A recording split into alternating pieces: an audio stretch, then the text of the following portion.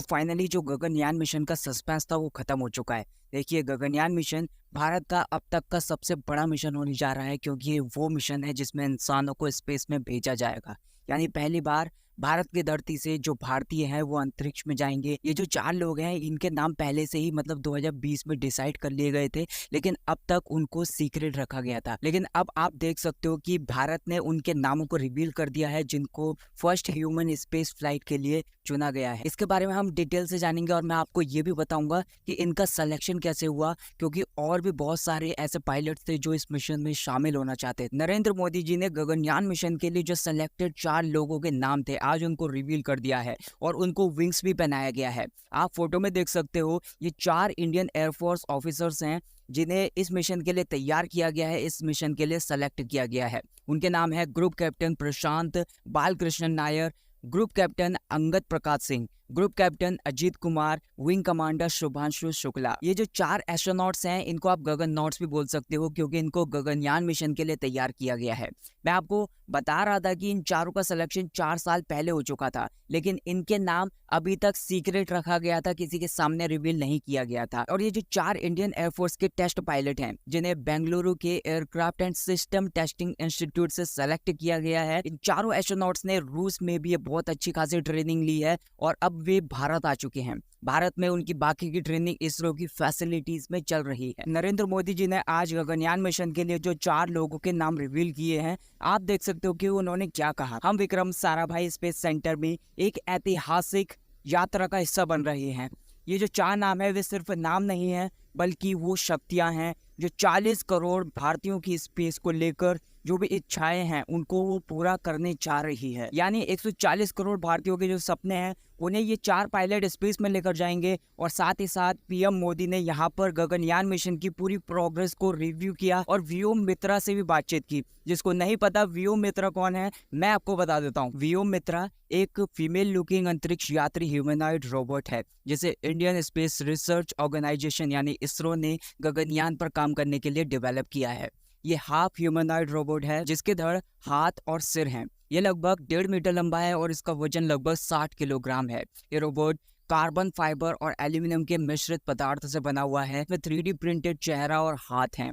इसमें बहुत सारे AI सिस्टम, सेंसर और जो कैमरे हैं बहुत सारे शामिल हैं जो कि AI बेस्ड हैं। ये सिस्टम एनवायरनमेंट को सीखने और उसके हिसाब से स्पेसक्राफ्ट के सिस्टम की निगरानी करने और इमरजेंसी वाली सिचुएशन में रिएक्ट करने के साथ साथ जो भी एस्ट्रोनॉट्स होंगे, मतलब जो उस स्पेसक्राफ्ट के अंदर होंगे, उन एस्ट्रोनॉट्स को उनके कामों में मदद करने में भी मदद कर पाएगा। तो व्योम मित्र बिना इंसानों के पहले गगनयान मिशन में उड़ान भरेगा जो 2023 में लॉन्च होने वाला है। ये रोबोट स्पेस के एनवायरनमेंट का डेटा उसको कलेक्ट करेगा, स्पेसक्राफ्ट के जो भी सिस्टम है उनको टेस्ट करेगा। तो रिपोर्ट्स तो ये भी बता रही है कि ये रोबोट 2024 में दोबारा गगनयान मिशन में उड़ान भरेगा। उस फ्लाइट में भी कोई ह्यूमन नहीं होगा, उस टाइम पर भी ये रोबोट डेटा को कलेक्ट करेगा। फिर 2025 में जब इस गगनयान मिशन में तीसरी फ्लाइट होगी उसमें 4 भारतीयों को भेजा जाएगा। तो मैं आपको बताता हूँ कि इन चारों का सिलेक्शन कैसे हुआ था। उससे पहले यहाँ पर जो गगनयान मिशन की प्रोग्रेस हो रही है वो मैं आपको बता दूं। देखिए, गगनयान मिशन जैसे कि आप सभी जानते हैं कि पृथ्वी से लगभग 400 किलोमीटर की ऊंचाई पर यानी कि लो अर्थ ऑर्बिट में आप कह सकते हो कि यहाँ पर GSLV Mark 3 को लॉन्च किया जाएगा। तो इसी का जो पूरा खर्चा आएगा वो लगभग 9,000 करोड़ के करीब आएगा और भारत ऐसा चौथा देश बन जाएगा जो ऐसा करेगा। और 16 मिनट में ये रॉकेट लो अर्थ ऑर्बिट में पहुंच जाएगा। जो इंडियंस होंगे वो वहां पर 3 दिनों तक रहेंगे और लास्ट में भारत के समुद्र में उनको उतार दिया जाएगा। तो ये है पूरा गगनयान मिशन। और इस मिशन में यहाँ पर इसरो की जो विशेषता है, भारतीय शैक्षिक संस्थानों का और अनुसंधान संस्थानों का उनका यूज किया गया है। और इसी के साथ साथ जो इंटरनेशनल लेवल पर जो भी टेक्नोलॉजी है उसको भी यूज किया गया ताकि इस पूरे के पूरे मिशन को सक्सेसफुल बनाया जा सके। तो इस मिशन को सक्सेसफुल बनाने के लिए बहुत सारी ऐसी टेक्नोलॉजी है, बहुत सारी ऐसी बातें हैं जिनका यूज करना है बहुत अच्छे तरीके से। इन सारी टेक्नोलॉजी को पहले से भी यूज कर लिया गया है, जैसे कि क्रू को इमरजेंसी वाली सिचुएशन में बचाने का जो मैनेजमेंट है। आपको पता होगा कि पिछले साल इसरो ने इसका टेस्ट किया था। बेसिकली अगर मान लो कि अगर रॉकेट लॉन्च हो रहा है और किसी वजह से अगर कोई खराबी आ जाती है, तो यहाँ पर अगर कोई प्रॉब्लम आ जाती है तो तुरंत वहाँ पर इमरजेंसी लैंडिंग करनी पड़ेगी। उस इमरजेंसी वाली सिचुएशन में तुरंत रिएक्ट करना पड़ेगा। तो इस कैप्सूल में जो पिछली बार जो टेस्ट किया गया था उसमें जानबूझकर ऐसे फेल कराया गया था ताकि जो कैप्सूल है उसको छोड़ दिया जाए। और जो पैराशूट है वो आप देख रहे हो, ये 3 पैराशूट इसमें हैं। ये 3 पैराशूट इसमें से निकलेंगे और उनको भारत के समुद्र के पानी में गिरा दिया जाएगा, क्योंकि सबसे ज्यादा जरूरी है वो है चारों एस्ट्रोनॉट्स की जान बचाना। तो इमरजेंसी बचाव का जो भी मोड है उसको पहले ही टेस्ट कर लिया गया है। और दूसरा है ह्यूमन रेटेड लॉन्च व्हीकल, जो क्रू को सुरक्षित स्पेस में लेकर जाएगा। मतलब आप देख सकते हो जो रॉकेट का यूज किया जाएगा वो है GSLV Mark 3। इस रॉकेट में देखो 3 स्टेप्स होते हैं जिनमें 3 तरीके के फ्यूल होते हैं। पहला होता है सॉलिड रॉकेट बूस्टर, जो कि साइड में लगे हुए होते हैं S-200 नाम से। दूसरा होता है लिक्विड और तीसरा होता है क्रायोजेनिक अपर स्टेट, जो कि बहुत ज़्यादा इंपॉर्टेंट है।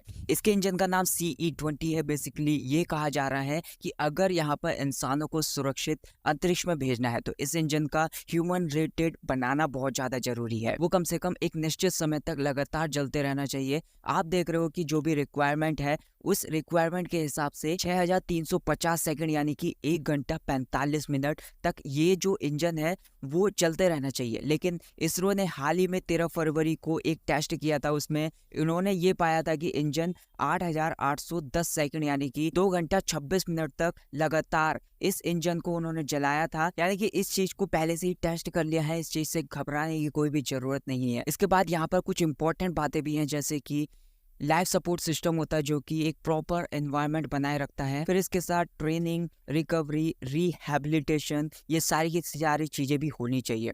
तो ये प्री रिक्विजिट है जो कि बहुत ज़्यादा समय से प्रोसेस में चल रहा है। अब मैं बात करूंगा इस मिशन में भेजे जाने वाले 4 पायलट्स जो हैं उनका सिलेक्शन कैसे हुआ है। 2019 में इसरो ने 4 कैंडिडेट्स को चुनने के लिए एक रिगरस सिलेक्शन प्रोसेस किया था, जिसमें सबसे इम्पोर्टेंट क्राइटेरिया था हाई जी फोर्स, यानी कि जो गुरुत्वाकर्षण बल होता है उसको कैसे सहन कर सकते हैं। और इन सारे पायलट्स पर ये टेस्ट किया गया था, ये इनकी बॉडी कितना बर्दाश्त कर सकती है या फिर ये कितना बर्दाश्त कर सकते हैं, इनकी बॉडी क्या रिएक्ट करती है। तो ये सारे के सारे जो भी इंपॉर्टेंट फैक्टर्स हैं उनके बारे में हमें पता चला था। तो उसके बाद मैं आपको ये बताना चाहूँगा कि बहुत बड़ी संख्या में पायलट्स इसमें सेलेक्ट होना चाहते थे, वे इसमें पार्टिसिपेट करना चाहते थे। लेकिन जब पहला राउंड खत्म हुआ तो उसके बाद 12 पायलट्स का सिलेक्शन हुआ था। और ये 12 सिलेक्टेड जो लोग थे वो बेसिकली इंडियन एयरफोर्स का ही एक पार्ट है, जिसका नाम है इंस्टीट्यूट ऑफ एरोस्पेस मेडिसिन। और लास्ट में उसके बाद और भी सिलेक्शन के लिए बहुत सारे राउंड्स हुए, तब जाकर इंस्टीट्यूट ऑफ एरोस्पेस मेडिसिन को भेजा था। और फिर इसरो ने चारों पायलट्स को रूस में भेज दिया था। आपको याद होगा कि 2020 में कोरोना का समय आ गया था, तो उस टाइम पर ट्रेनिंग में थोड़ी देर हो गई थी। फाइनली 2021 तक उनकी ट्रेनिंग भी पूरी हो गई थी और वे फिर भारत लौट कर भी आ गए थे। और तब से लेकर अब तक इसरो की सुविधा में उनकी और भी ज्यादा ट्रेनिंग की जा रही है और अभी तक वो ट्रेनिंग जारी भी। सबसे ज्यादा जो पॉसिबिलिटीज हैं, ये जो गगनयान मिशन है वो या तो इस साल के लास्ट में या फिर अगले साल की स्टार्टिंग में शुरुआत किया जा सकता। So that's it guys for this video. I hope आपको ये वीडियो पसंद आई होगी। अगर आपको ये वीडियो पसंद आई हो तो वीडियो को लाइक कर देना, चैनल को सब्सक्राइब कर देना। Thank you so much for watching this video.